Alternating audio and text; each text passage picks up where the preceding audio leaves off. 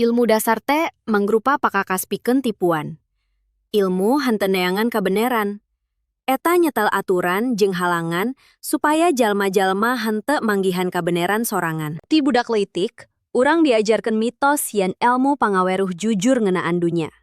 Sacara sakuduna, para ilmuwan ngumpulkeun fakta, nanalisisna, sarta nyieun kasimpulan. Sabenerna teori, eta diciptakeun samemehna jeung jaku minangka kabeneran.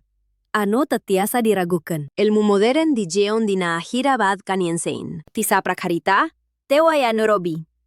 Aranjeunna ngan ukur nyocokeun data anyar kana teori lami. Teu hasil.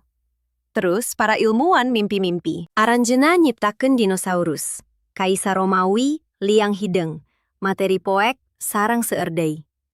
Ngan pikeun ngajaga dogma anu teu jalan, sareng teori palsu. Ti alat pangaweruh, elmu parantos robi janten alat pikeun tipuan. Tapi elmuwan henteu paduli. Aranjeunna dibayar. Aranjeunna ngabohong ka jalma. Pakasaban normal.